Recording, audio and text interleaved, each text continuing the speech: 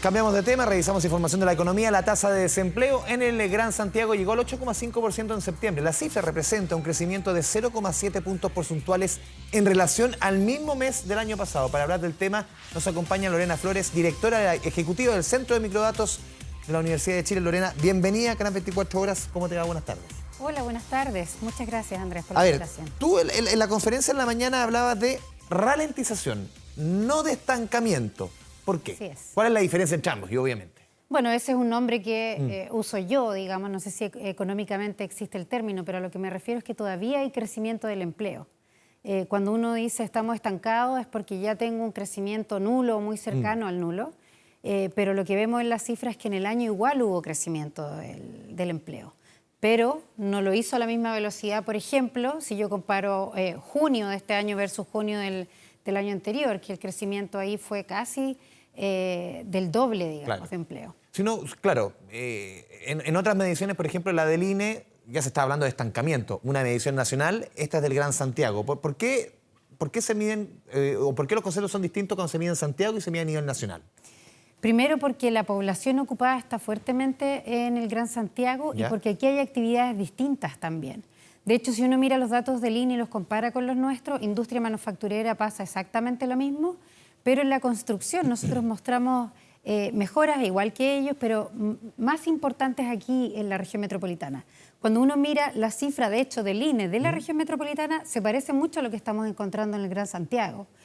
Por decirte algo, minería no hay en el Gran Santiago, no es un tema, pero sí le pega a otras regiones y por lo tanto ahí hay cambios y variaciones, ¿cierto?, en términos de ocupados y de cesantía. ¿Cuáles son los sectores que ustedes ven, por lo menos en el Gran Santiago, con mayor dinamismo? La construcción definitivamente, sin embargo aquí hay que hacer un paréntesis, porque la construcción se observa que hay aumento de ocupados, sin embargo es porque ha estado ese sector deprimido por 2 años. Recordemos que, bueno, toda la economía estuvo mal 2 años, pero la construcción estuvo muy parada en un principio. Es un dinamismo respecto a pandemia. Respecto a pandemia, exacto, porque hoy día estamos comparando todo respecto al 2021.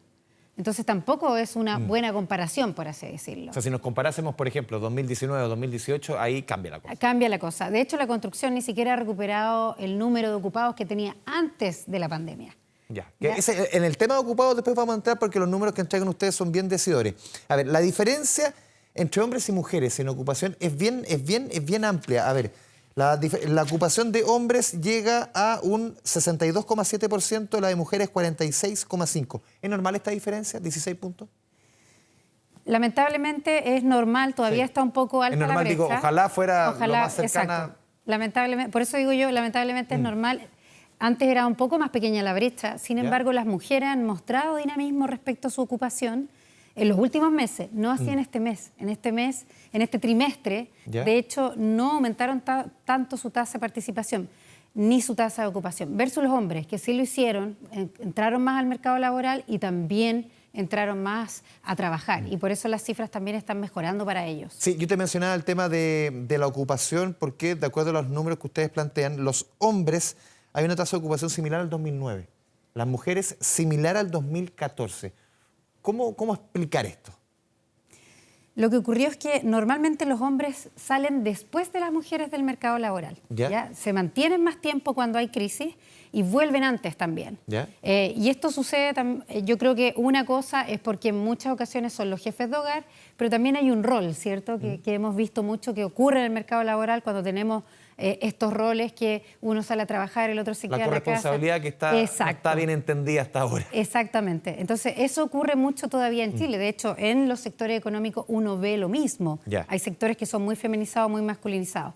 Los hombres tienden a volver más rápido. Pero ¿qué pasó en este año, en esta pandemia? Los hombres volvieron más lento que las mujeres.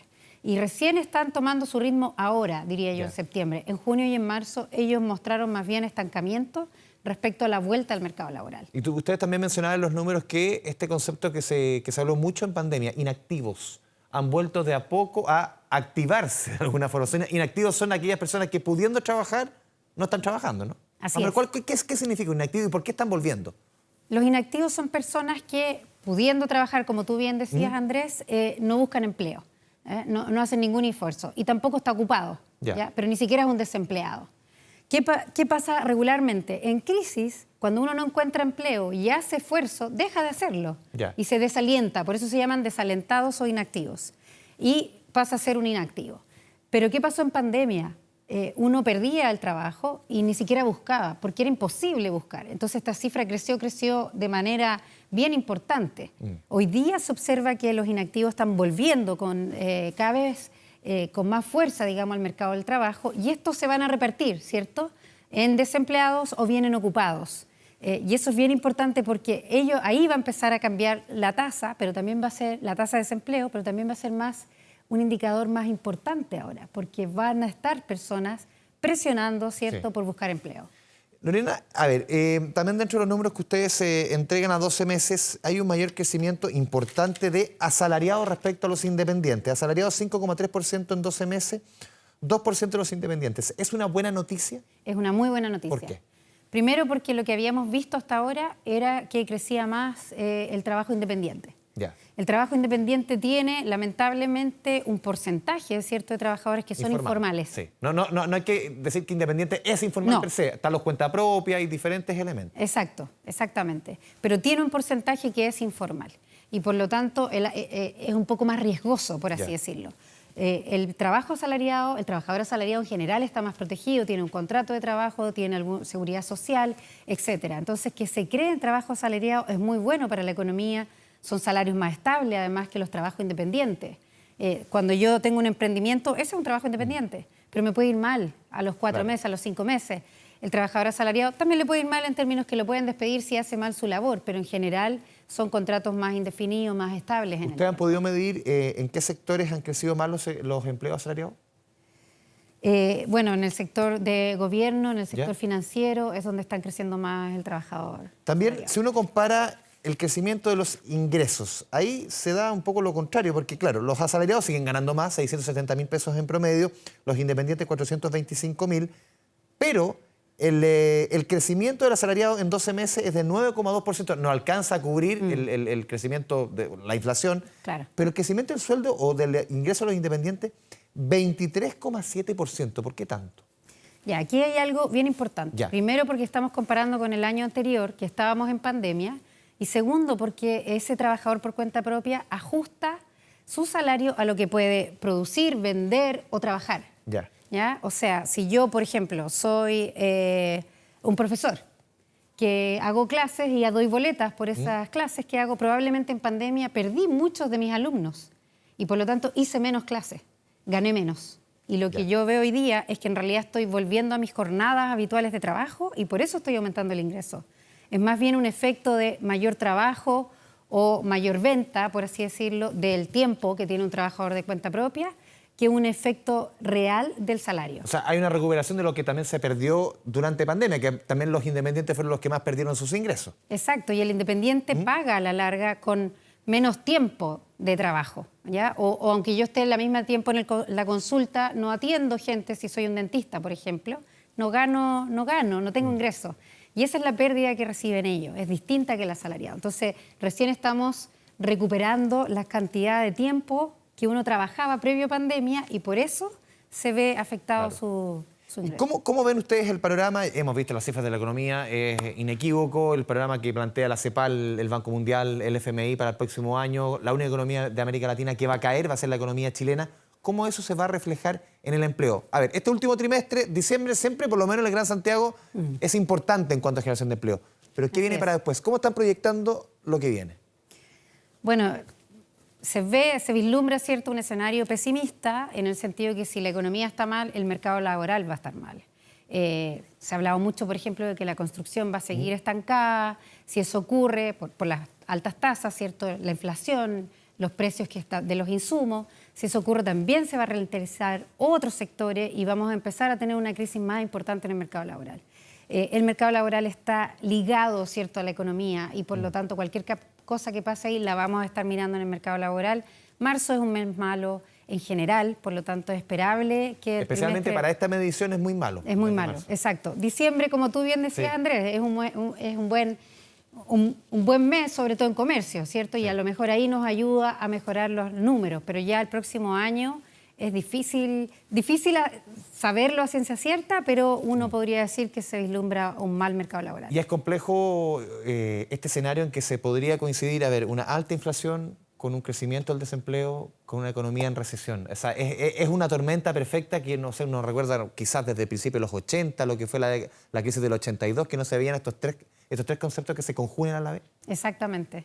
Ese es parte de uno de los problemas que tenemos hoy día, ese temor, ¿cierto?, de que nos vamos a encontrar con estas tres cosas que tú bien mencionabas. O sea, inflación, hay presión, ¿cierto?, por seguir subiendo las tasas, pero si yo subo las tasas, dejo la economía estancada en muchos sectores. Si la construcción se para porque no puede vender, ¿cierto?, va a afectar otras cosas también. No es lo único que se afecta, no es el único sector, sino que hay cosas de logísticas que se van a afectar y por lo tanto va a empezar a pegarle a otra parte de la economía. Por último, Lorena, las cifras que ustedes entregan de teletrabajo, me llamó la atención este 14,3%, porque es mucho más alto que otras mediciones. Claro, insistimos en el punto de que aquí se considera solamente el Gran Santiago. Sí. ¿En el Gran Santiago se teletrabaja mucho más que cuando tú la medición lo haces a lo largo del país? Sí, porque, primero porque en el mercado laboral hay 60% de la fuerza de trabajo está en la capital. Ya, a diferencia de la población, digamos, que no es tan así. Segundo, es porque está más profesionalizado también el Gran Santiago, más que la región metropolitana justamente. Y el teletrabajo se concentra en profesiones. Exactamente. El teletrabajo básicamente está en los trabajadores asalariados y en los profesionales. Y estos números, este 14,3, si uno lo compara con otros años, es mucho más alto que uno se imagina, ¿no?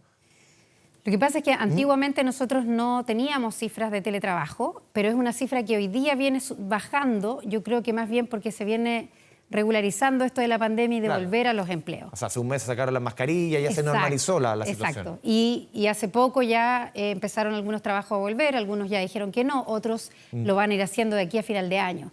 Eso va a ir haciendo que la cifra de teletrabajo, yo creo, vaya disminuyendo, más bien que aumentando, pero de todas maneras, si algo de eso se queda en la economía en Chile, yo creo que es una ganancia. Y como siempre, las mujeres más que los hombres. Digo como siempre, lamentablemente, porque ahí volvemos al tema de la corresponsabilidad. Así es.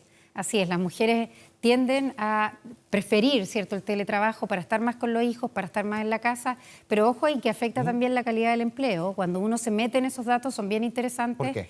Porque las mujeres trabajan más horas en el teletrabajo que no, y ganan menos.